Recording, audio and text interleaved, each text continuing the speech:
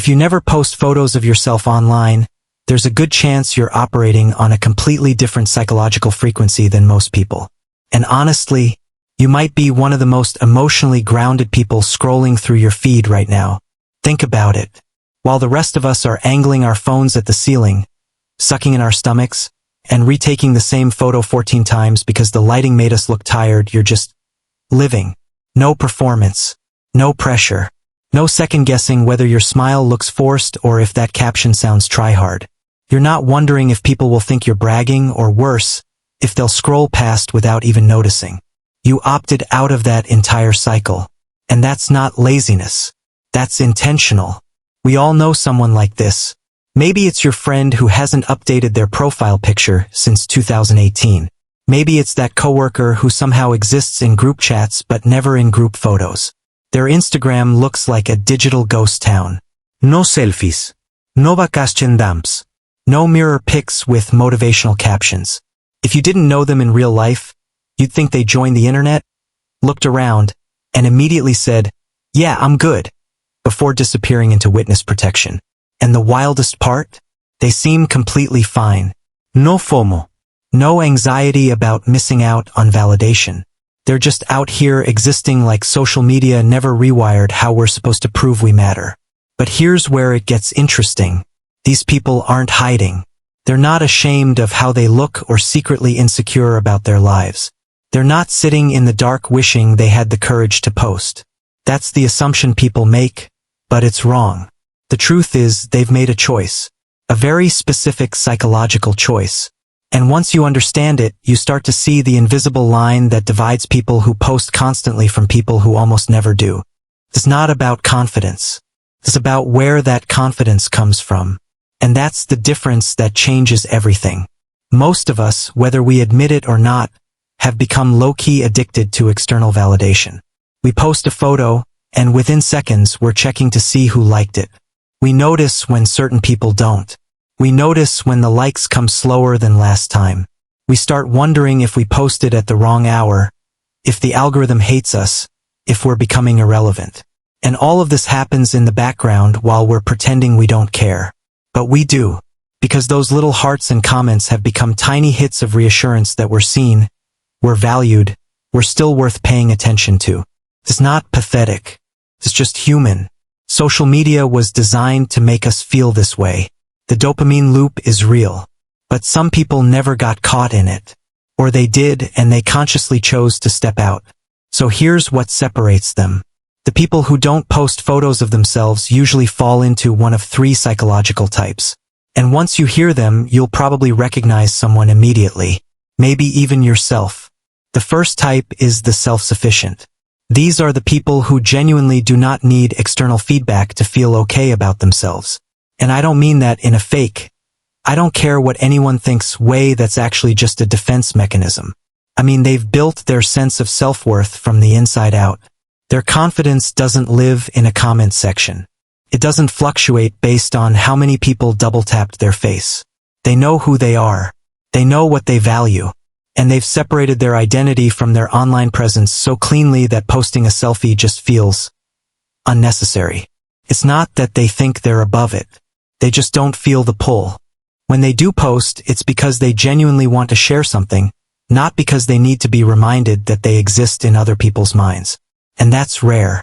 That's a level of emotional independence most of us are still working toward.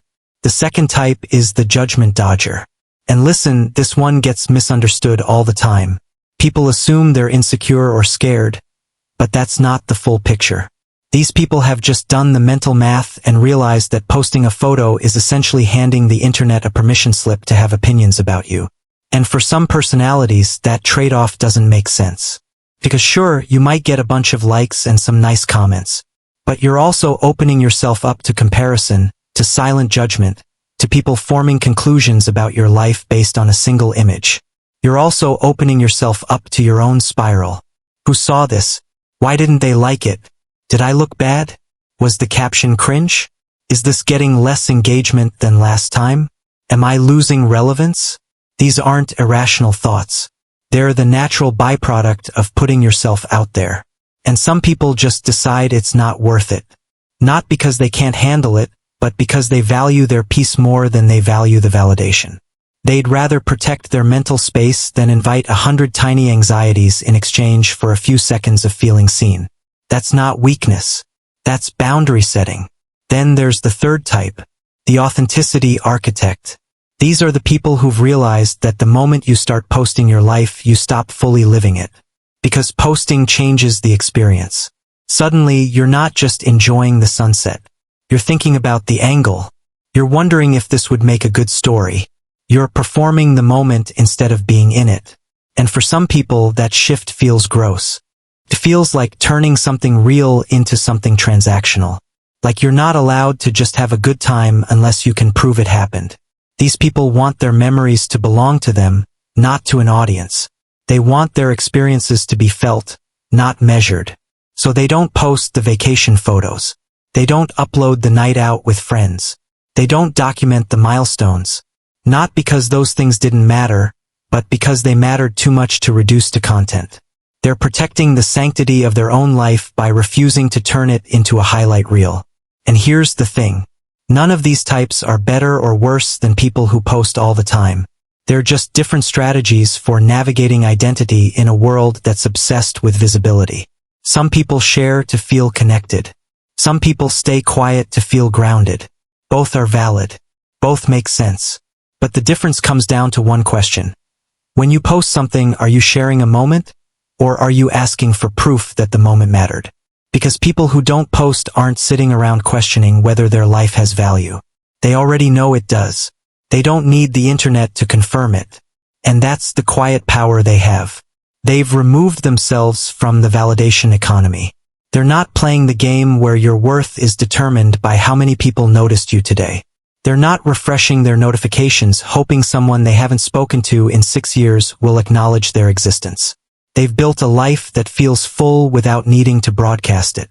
And in a world where everyone is screaming for attention, that kind of silence is almost rebellious. It's a refusal to participate in the idea that if you didn't post it, it didn't happen.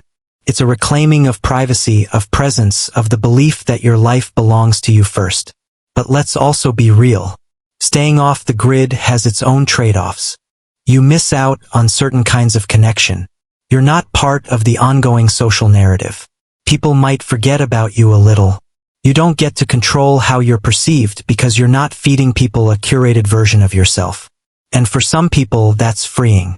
For others, it's isolating. It all depends on what you need. If you're someone who gets energy from sharing, from being seen, from feeling like you're part of a community, then posting is probably good for you. It's how you stay connected. It's how you express yourself. And there's nothing wrong with that. But if you're someone who feels drained by the performance, who overthinks every photo, who feels like posting is just another thing you have to manage, then maybe opting out isn't avoidance. Maybe it's self-care. The real trap is when you post because you think you're supposed to, when you're not sharing because it feels good, but because you're afraid of what it means if you don't. When you're trying to prove something to people you don't even like. That's when it gets messy. That's when the dopamine hits stop feeling good and start feeling necessary. And that's when you might want to ask yourself, who am I doing this for? If the answer isn't you, then maybe it's time to rethink the whole thing. Because at the end of the day, people who don't post photos of themselves aren't better than anyone else. They're just clear on what they need. They've figured out that their peace matters more than their presence online. They've stopped outsourcing their self-worth to an algorithm. And in a culture that's constantly telling you that if you're not visible, you're invisible, that takes guts. Takes clarity. It takes a level of self-trust that most of us are still building. So if you're reading this and you never post, know that you're not weird. You're not missing out. You're not doing life wrong.